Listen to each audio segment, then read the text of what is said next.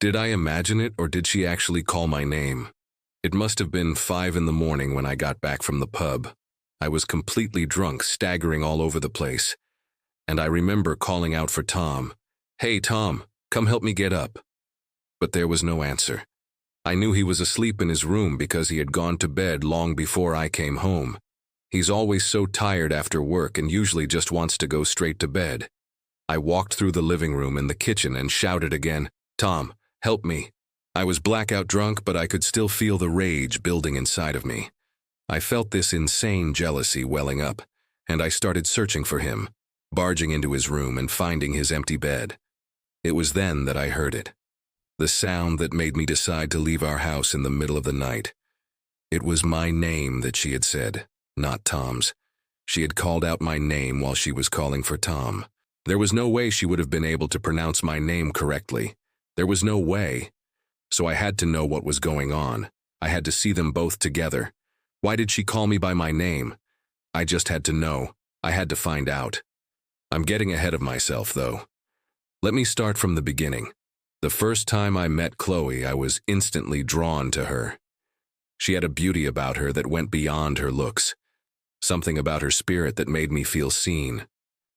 And when she smiled at me, it was like the sun breaking through clouds, lighting up my world. We met at a local pub. Tom had dragged me there to meet his friend and her boyfriend, Lucas. Both of them were a couple, but their relationship was one of those complicated ones.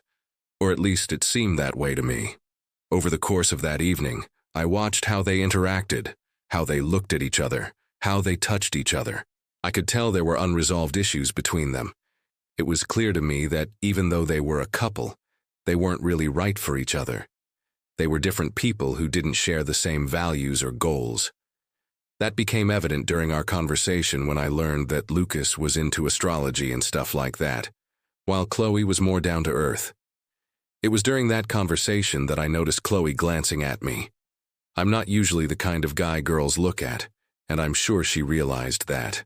She probably thought I was some kind of creep noticing her, but I couldn't help but stare at her too.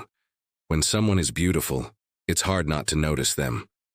Now, I never told anyone this, and maybe it's better that way, but I think Chloe found me attractive. Not in a sexual way, but I think she liked me as a friend. Maybe she saw in me someone who understood her, someone who was going through similar things as her. Or maybe she was just being friendly. I don't know. We exchanged numbers that night and ended up hanging out a few times without Tom and Lucas. One of those nights, we were supposed to meet at a bar, but she never showed up, and I got angry. I knew she wasn't coming, because I saw the messages she sent to Tom saying that she was sorry, that she would cancel, and that she would reschedule. I got mad at her for wasting my time. I got mad at Tom for letting me down like that. But most of all, I got mad at myself. Why did I expect anything different from a guy like Tom? He had shown me time and again that he wasn't reliable, that he couldn't be counted on. So why did I expect him to be any different this time? I was angry, but I wasn't surprised. When I told you she called me by my name, I was already outside our house. I couldn't take it anymore. I had to confront them. But when I got outside, they were gone. I drove around looking for them, but I couldn't find them anywhere. I was desperate to get answers. I needed to know what was going on. And then I saw them. I saw them kissing in front of Lucas's car. It was as if my worst nightmare had come true. I had never imagined that Chloe would do this to me, to us, to Tom. It felt like a punch to the gut. I wanted to confront them, to demand answers, but I couldn't. I was frozen in place, unable to move. I watched as they broke apart and saw the shock on their faces. They had obviously seen me. I don't know how long I stood there watching them, but eventually I got back in my car and drove away. I didn't know where I was going. I just needed to get away from there. It wasn't until much later that I realized what I had witnessed that night. It wasn't just a kiss. It was a goodbye kiss. They were done. And they had been done for a while. I don't know how long they had been cheating on Tom, but I do know that he had no idea. I didn't tell him because I couldn't bear to see the pain on his face. It would break my heart to see him hurt like that. I also couldn't tell Chloe's parents. They're great people and they love Tom. It would devastate them to know that their daughter had betrayed him. And then there's Chloe. What was I going to say to her? Hey, you're a terrible person. You deserve everything bad that's ever happened to you. I hated her, but I also felt sorry for her. She was lost, confused, and in a lot of pain. I knew she wasn't doing well. She had been struggling for a while. And when she confided in me about her problems, I had been sympathetic. I had tried to help her. I guess I wanted to believe that she was a good person. I guess I wanted to believe that she loved Tom. But I shouldn't have.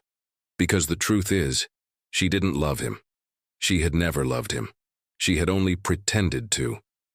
So now here I am, torn between my love for Tom and my hate for Chloe.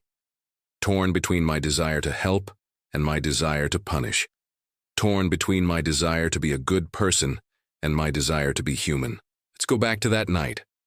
I was driving around, lost and confused, when I saw them, Chloe and Lucas. I followed them to a secluded spot and parked my car nearby. I didn't want them to know I was there. I just wanted to watch them, to see what they were doing, what they were saying, what they were feeling. They were whispering, arguing. Their voices were low, their bodies close. I couldn't hear what they were saying, but I could see what they were doing. They were breaking up. I knew it in my gut. It was over between them. And then something happened that made me want to crawl out of my skin, that made me feel like my insides were being ripped apart. Lucas reached out and touched Chloe's face. He cupped her cheek in his hand and kissed her forehead. It was a gesture of love, of affection, of care. In that moment, I hated him. I hated the way he looked at her, the way he treated her, the way he made her feel.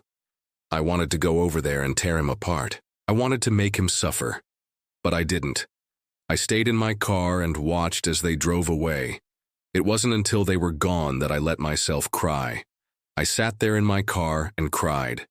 I cried for Tom, for Chloe, for myself. I cried for the love we had lost, for the trust we had broken, for the hope we had abandoned. I'm not sure how long I stayed there, but eventually I got in my car and drove home. I didn't want to wake Tom up, so I crept into bed beside him without saying a word. I lay there staring at the ceiling, thinking about what I had seen, what I had heard, what I had felt.